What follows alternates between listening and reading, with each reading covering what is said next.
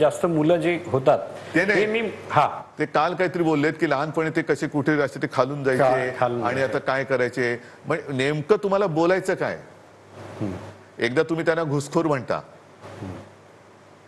एकदा तुम्ही ज्यांना जास्त मुलं होणार त्यांना हे संपत्ती. मग तुमच्याकडे लोकसभेचे विषय काय आहेत, काय म्हणून तुम्हाला पाहिजे. फक्त हिंदू मुसलमान. आणि मग हिंदूंना महागाई त्रास दे त्याचं काय. जे मी तुम्हाला सांगितलं 80 कोटी लोकांना हे फुकट धान्य देतात, त्याच्यात हिंदू नाहीयेत. मग ते हिंदूंना नोकऱ्या नाहीयेत, हिंदूंना महागाई मारते आहे, हिंदू महिलांवरती अत्याचार होत आहेत. मणिपूरमध्ये अत्याचार झाले, त्या कुस्तीपटू तिकडे बसल्या होत्या. कित्येक अशा प्रज्वल रेवण्णा, त्याचा प्रचार तुम्ही करता. हे तुमचं हिंदुत्व जो पळून गेलेला आहे. म्हणजे माझे शिवसैनिक त्यांना घरोघरी जाऊन, आता काल मोदींची सभा होती म्हणून शिवसैनिकांना तुम्ही अडवून ठेवलं होतं.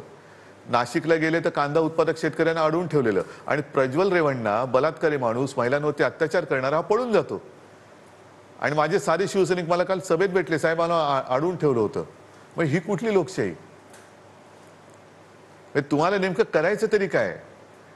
आणि सगळ्यात महत्वाचा मुद्दा काय की तुम्ही घराणेशाहीबद्दल बोलता. मला माझ्या घराण्याचा अभिमान आहे, मला घराण्याचा अभिमान आहे. मोदीजी तुम्हाला नसेल तो तुमचा प्रश्न आहे. मी माझ्या घराण्याचा वारसा घेऊन चाललोय पुढे, त्याला तुम्ही घराण्याशाही म्हणा, मला मान्य आहे. कारण मी घराण्याचा आहेच. आणि त्याच्यासाठी मला मोदींचं सर्टिफिकेट नकोय. ती काही नकली सर्टिफिकेट मला नको, नकली डिग्री सारखी. कारण पितृदेव भव, मातृदेव भव, गुरुदेव भव ही माझी संस्कृती आहे. त्याच्यामुळे तुम्हाला घराणेशाही नकोय, पण एकाधिकारशाही चालते.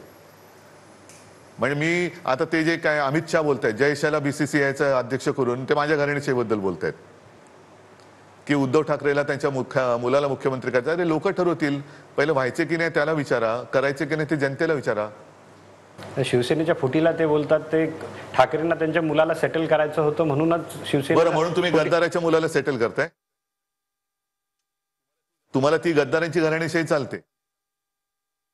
गद्दारांना सगळे चालतात. म्हणजे बाकी सगळी तुम्ही घराणी गद्दारी फोडून तुमच्याकडे घेतली. म्हणजे तुमचे जे गुलाम होतील ते तुम्हाला चालतात. मी नाही गुलाम म्हणत त्यांचा.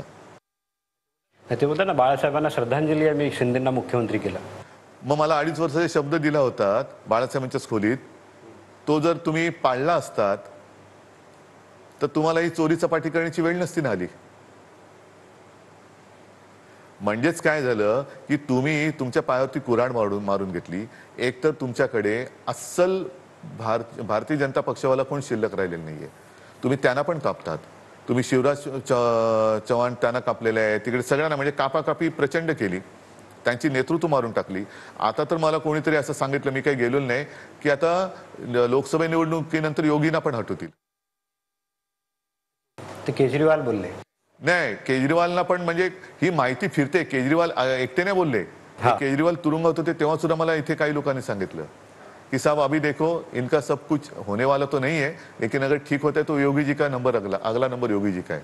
होने वाला नाही म्हणजे तुम्हाला म्हणजे ते सत्ता येत नाहीये त्यांची. किती जागा येतील, कारण की बऱ्याच लोकांचे वेगवेगळे अजम्पशन आहेत. नाही, मी किती जागा हा काय जुगार नाही लावत.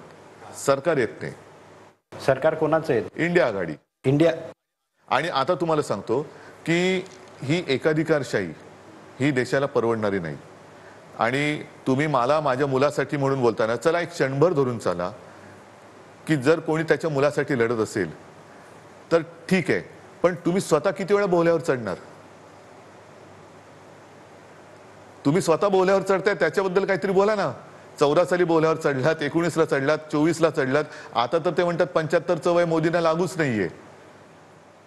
म्हणजे स्वतः बोल्यावरती चढतंय, स्वतः मुंडावळ्या बांधून तयार. आणि बाकीचे त्यांचे जे सगळे जे आहेत ते सगळे उतावळे गुडघ्याला बाशिंग बांधून तयार आहेत. हे मुंडावळ्या बांधून तयार आहेत. म्हणजे स्वतः बोल्यावरती वारंवार चढतायत. पुन्हा येईन, चपरासी झालो तरी चालेल पण पुन्हा येईन. पण स्वतः चढताय तुम्ही बोल्यावरती आणि दुसऱ्यांच्या घराण्यावरती काय बोलताय. काय अधिकार आहे तुम्हाला. आणि म्हणून मी माझ्या जाहीर सभेत सांगतो की भाजपला राजकारणामध्ये पोरं होत नाही, त्याला माझा काय दोष आहे. तुम्हाला माझी मुलं घ्यावी लागतात कडेवर गद्दारी करून, त्याच्यात माझा काय दोष आहे. तुम्ही काय पेरलंच नाही तर उगवणार काय.